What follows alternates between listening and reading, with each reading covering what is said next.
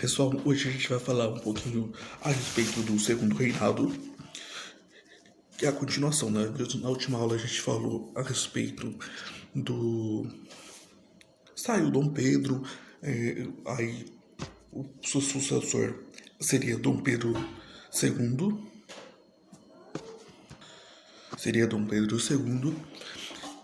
porém, como a gente falou, ele não poderia assumir, porque ele só tinha 5 anos de idade. Então, fica naquela de enquanto ele não puder assumir, não atingir a maioridade para assumir o trono, foi nomeado como se fossem governadores em cada província, a província que é equivalente ao que a gente conhece hoje como estado. Cada província teria um administrador para si enquanto o Dom Pedro estivesse fora, sendo uma espécie de regentes para essas províncias, representando Dom Pedro II. E aí isso causou uma série de confusões, e essas confusões variavam de religião, econômica, política e social. Bom, aí a gente vai dar continuidade. Bom, em 1840 finalmente começa o governo de Dom Pedro II. Nessa nova etapa, vai ferver a política brasileira. E a gente vai entender o porquê para depois a gente realizar a nossa avaliação, tá bom? Então vamos lá ao slide para a gente poder entender o que está acontecendo no Brasil. Começamos a nossa aula usando o slide do próprio Centro de Mídias para que a gente possa entender melhor o que está acontecendo, tá bom? Então vamos lá. Você conhece esse personagem da história do Brasil? Se a gente olhar na parte de baixo, na terceira linha, depois a wikimedia.org/wiki/Fili Pedro II. Normalmente essas imagens elas trazem até o nome do personagem, do evento que está acontecendo. Então a gente precisa sempre observar se na própria descrição da imagem, onde ela foi retirada, não está descrito quem é a pessoa, quem é o personagem em prova, essas coisas, né? Ajuda bastante, tá? No caso, esse é o Dom Pedro II já bem mais velho, que foi o segundo imperador do Brasil. Bom, esse é Dom Pedro quando ele tinha ali os seus... Ele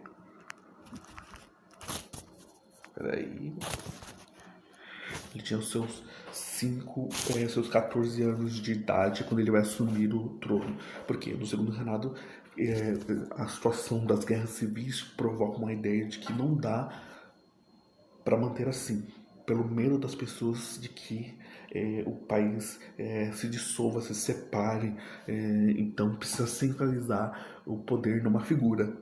E então, aos 14 anos, há o golpe da maioridade, onde se permite que Dom Pedro, aos 14 anos, assuma o cargo de imperador do Brasil.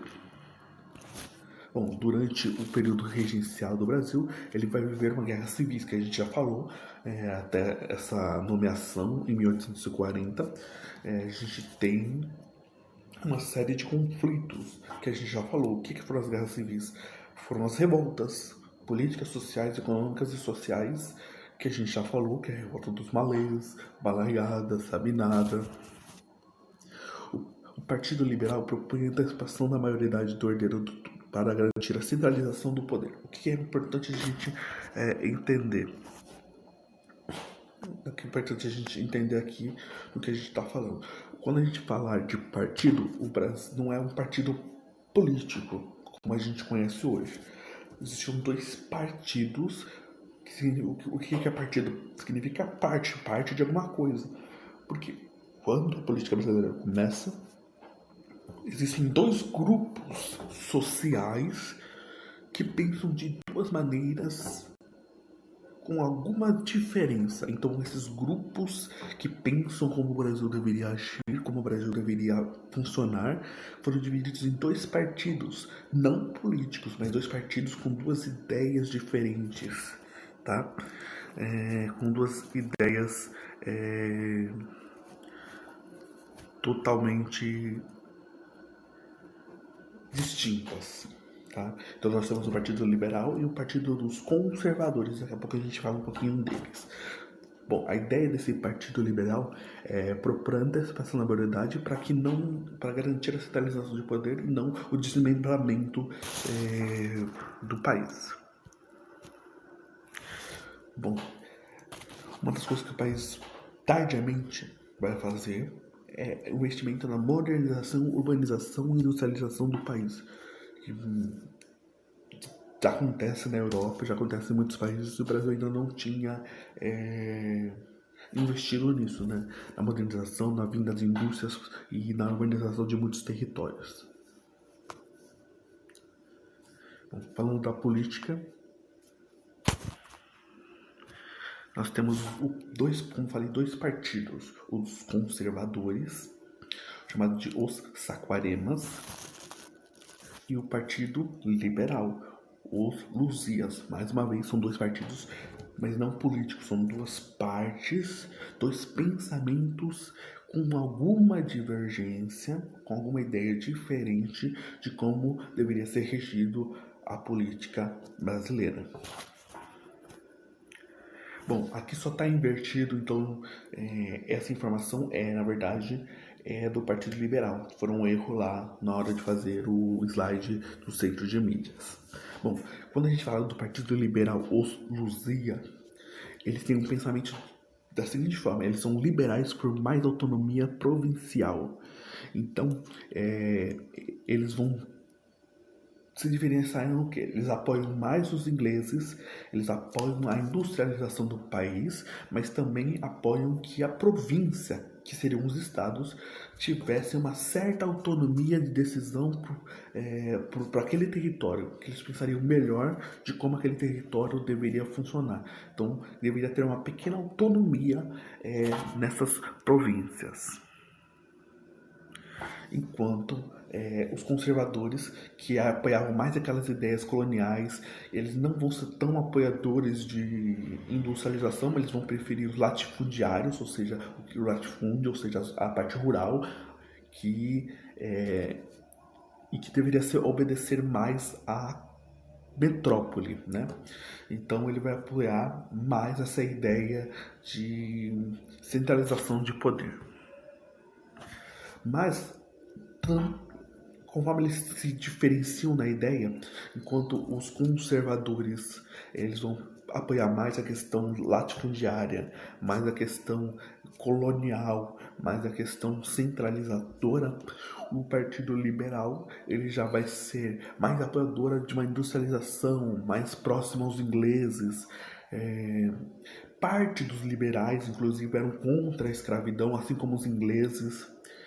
Mas ambos os partidos defendiam de forma geral, por isso que eu falei que apenas uma parte dos liberais eram contra a escravidão, mas a outra parte, uma parte considerável, era a favor da escravidão, mesmo se fazendo parte do Partido Liberal. Então ambos os partidos, do seu modo geral, eles defendiam a ideia da manutenção da escravidão. Bom, a questão do regime político. A política do Brasil era a monarquia parlamentarista, no qual o imperador escolhia o presidente do conselho, equivalente ao cargo de primeiro-ministro, em uma lista de 3 nomes, que eles vão chamar de parlamentarismo às avessas. Como assim às avessas? Porque essa ideia de monarquia parlamentarista, como a gente viu antes da gente ter essas aulas online, dentro da aula presencial a gente estudou aliás, ano passado vocês estudaram essa questão também, mas esse ano a gente, na hora de falar sobre a Revolução Inglesa, a gente viu que entrou-se uma monarquia parlamentarista, né? O que significava o quê? Você tinha um rei, mas que ele não tinha o poder absolutista mais. Ele era uma figura de poder, mas que ele precisava, né, passar pelo parlamento. Então o parlamento votava nas leis, ele só tinha lá que assinar ou não essa lei, mas ele não podia simplesmente, eu vou aplicar essa lei agora. eu estou aprovando, eu estou fazendo a lei, estou aprovando, o poder está só comigo. Não, ele tinha que se submeter também à monarquia, aos parlamentos. Assim como o parlamento também recorria ao monarca. Então, o poder, vamos dizer assim, para impedir um absolutismo. Por que as avessas? Porque, diferente de outros lugares, se você vota, o parlamento vota e escolhe o seu presidente do conselho, né, o cara que vai reger o parlamento, aqui não. Tem a votação, os três mais votados, passa, depois dos três mais votados, chega lá e Dom Pedro escolhe entre os três. E não, esse foi mais votado já é o parlamentarista. Não, os três mais votados passavam esses nomes para Dom Pedro e Dom Pedro II escolhia. E aí, então, por isso o parlamento às avessas. Bom, vamos ler o trecho da Lei de Terras de 1800, que foi feita em 18 de setembro de 1850. Lembrando mais uma vez que lá embaixo tem essas informações de quando foi feita essa lei, tá? Lei das Terras ementa. Dispõe sobre as terras devolutivas no Império, acerca das quais que são possuídas por título de sesmaria, sem preenchimento das condições legais, bem como por simples título de posse mansa e pacífica, que determina que as medidas remarcadas as primeiras sejam elas cedidas ao título oneroso, assim para as empresas particulares como para os estabelecimentos das colônias de nacionais e de estrangeiros. Autoriza o governo a promover a colonização estrangeira na forma em que se declara. Situação imperial, chefe de governo Dom Pedro II, imperador, origem executivo. Bom, o que essa lei de terras fez? Ela vem um pouquinho depois de uma lei chamada de Eusébio de Queiroz, que era uma lei que proibia a venda de escravos, ou seja, os latifundiários, os grandes proprietários de terras, não ficam satisfeitos, porque a mão de obra desses senhores donos de escravos eram os fazendeiros de grandes fazendas. E para eles era uma perda econômica muito grande, porque cada vez mais se aproximava o fim da escravidão e para eles não era bom, eles queriam algo em troca disso. Nós estamos perdendo, a gente tem que ganhar uma coisa, porque senão a gente vai perder uma fortuna naquilo que foi investido na compra desses escravos. Agora, os raros escravos que tem, que já estavam no Brasil, porque não poderia mais vir escravos para ser vendidos, ficavam cada vez mais caros. Então, essa lei seria uma resposta de Dom Pedro, porque tem uma pressão, Dom Pedro precisa ter apoio, um político precisa ter um apoio e ele precisa tentar agradar o maior número de pessoas importantes no Brasil. Então ele não poderia perder esses latifundiários, esses grandes protetores, grandes fazendeiros, esse é o apoio. Então essa lei faz o quê? Dificulta mais a compra de terras para as pessoas mais pobres, né? Uma pessoa mais comum que só compraria um pedacinho de terra para sua subsistência, ou seja, a produzir para poder ter o seu próprio alimento. Agora não. Se cria uma demarcação diferente e a partir desse momento as terras não são dadas nem são cedidas facilmente, mas por grandes recursos, por essa ideia de título oneroso, por grandes recursos, por grandes poderes financeiros. Então isso agrega, porque quem tem condição de fazer isso são os grandes fazendeiros. Então isso tira a possibilidade das pessoas mais pobres conseguirem terras para sua subsistência. Mas também, se você observar aí no finalzinho, ele dá uma ênfase de que também está aberto para venda de terras para os estrangeiros. Então a intenção dele também é trazer estrangeiros para o Brasil, ofertando essas terras agora na lei de terras que pode ser vendida para os estrangeiros.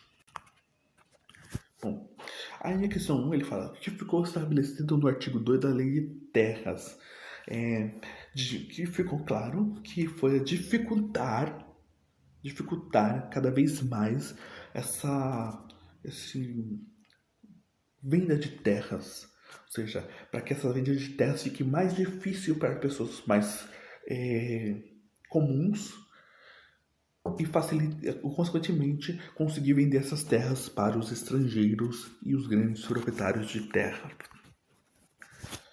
Bom, a partir da emenda que é citada na lei de terras, é possível conhecer as justificativas de Dom Pedro II. Então, o que seriam essas justificativas? E é sim possível ver, é uma resposta para os grandes proprietários de terra que, apesar dele estar ali, ter feito uma lei que proibia a venda de escravo, ele continua apoiando, continua estando do lado desses grandes proprietários, facilitando a vida para eles e dificultando a vida para os outros. Então, uma justificativa e também para a vida desses estrangeiros também, que era o interesse dele. Bom, vamos falar da questão da economia. O café, ele se torna uma parte econômica do Brasil muito forte. É uma das principais formas econômicas de renda do Brasil. Chegam então as primeiras ferrovias, os barcos a vapor, para melhorar essa circulação do chamado de ouro negro. Então, você ênfase no ouro negro para mostrar o quanto era importante essa produção de café, que era muito vendida principalmente para os estrangeiros. Mesmo com a ampliação da industrialização e do processo de urbanização, durante esse período, a economia brasileira era essencialmente agrária e com um percentual voltado para o comércio exterior. Então, apesar de vir indústrias, virem essas ferrovias, esses barcos a vapor, o que realmente dava dinheiro para o Brasil, o que realmente ajudava o Brasil economicamente, ainda era a questão agrária. Tanto que o café era uma das coisas mais importantes durante o segundo reinado. Questões que começam a sinalizar a queda do Império de Dom Pedro. Logo após a Guerra do Paraguai, em 1865, os militares do exército decidiram que deviam participar da vida política. Então, aqueles que participaram da guerra brilhantemente, na Guerra do Paraguai, eles começam a pensar, opa, eu participei aqui, eu tive uma grande importância, uma grande repercussão, acho que eu também tenho o direito de participar da vida política brasileira.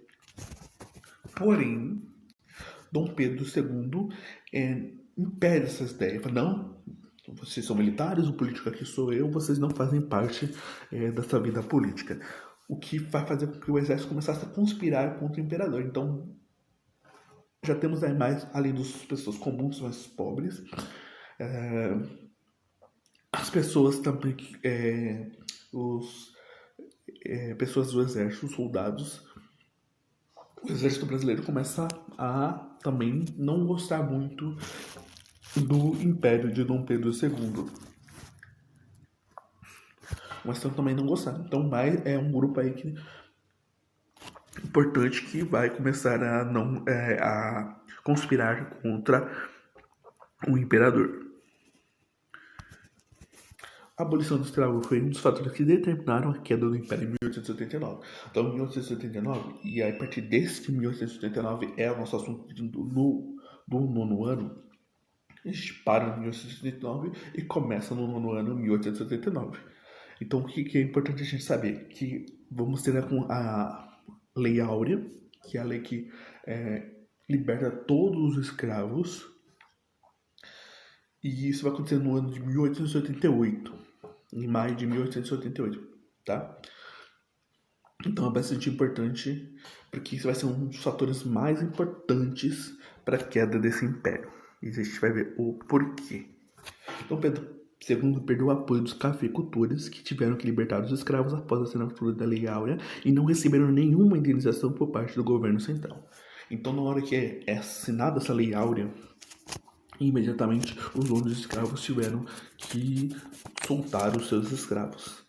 Mas lembre-se, os escravos foram comprados, foram grandes investimentos, e agora os senhores dos escravos perderam seu dinheiro e também não tem mais trabalhadores, e se ele quiser trabalhadores, ele precisa pagar.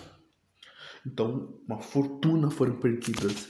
Então, foi pedido para o governo central: tá, você vai liberar? Beleza, então você me ressarce, me devolve o dinheiro que eu perdi com a libertação desses escravos. E esse dinheiro não foi pago, não foi indenizado os senhores de escravos que eram principalmente os cafeicultores. Com isso, os cafeicultores ficam, opa, além de perder meus trabalhadores, perdi minha fortuna. Então eles partem também a ser mais um grupo social que vão ser contrários ao governo de Dom Pedro II, que já tinha um exército, já tinha pessoas comuns, e agora tem os grandes cafeicultores, que é aquele que dá muita renda para o Brasil. A Constituição de 1824, que vigorou durante todo o Império, dizia que a religião oficial do Brasil era católica. Porém, muitos dessas pessoas do parlamento, que principalmente os liberais, que eram apoiadores de ingleses, eles não eram católicos. Então, essa ideia também de fazer com que a Igreja Católica se tornasse a religião oficial do Brasil não vai agradar. O conflito entre o trono e o altar, os decretos eclesiásticos só entravam em vigor no território brasileiro desde que o imperador autorizasse. Então isso aí, é a ideia de ideias religiosas que não fossem, teriam que ser aprovadas por Dom Pedro para que pudessem vigorar dentro do território. Então as questões também eram decididas por ele. Alguns ocupantes dos cargos de destaque do Império eram maçons, que eram uma espécie de religiosidade vinda dos ingleses. Dom Pedro II então perde também o apoio dos eclesiásticos da igreja. Então, resumindo o que a gente falou na nossa aula de hoje, a gente falou sobre o início do governo de Dom Pedro II, que antes já tinha uma dificuldade de ele assumir o trono, porque no grupo houve uma série de revoltas, já insatisfações políticas, religiosas, econômicas e sociais. Começa o seu governo, ele tenta agradar o maior número de pessoas, mas aos poucos, conforme cada lei foi surgindo, ele vai perdendo apoios. Então ele perde apoio das pessoas comuns quando ele dificulta a compra de terras,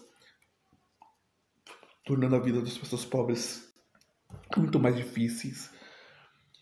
A lei de terras tenta trazer os estrangeiros e tentar ter mais apoio dos grandes latifundiários. Lembrando que a gente fala latifúndios, são as grandes propriedades de terras. Isso é importante. O que é latifúndios? Latifúndios são grandes propriedades rurais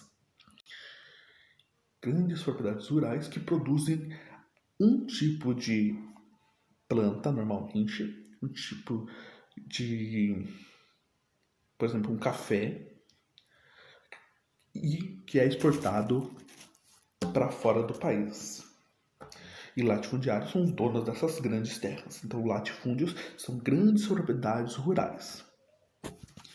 Bom, então, como eu estava dizendo, tem isso. Aí também a gente falou sobre dois partidos, dois grupos que pensavam de maneiras diferentes.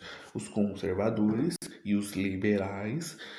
Liberais mais com a ideia de autonomia das províncias e a favor da industrialização, os conservadores com a ideia de centralização de poder, mais apoiado a uma ideia colonial.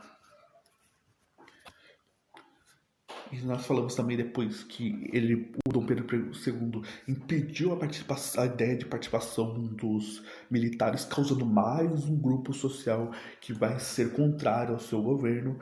E depois que tem a Lei Áurea, a libertação dos escravos, ele termina de perder o grupo social fortíssimo, que era um dos cafeicultores, no momento em que ele liberta os escravos e não dá uma indenização aos grandes fazendeiros de escravos, tornando sua vida insustentável no governo brasileiro, levando a sua queda do ano de 1889. Tudo bem? Espero que vocês tenham entendido. A gente se vê na próxima aula.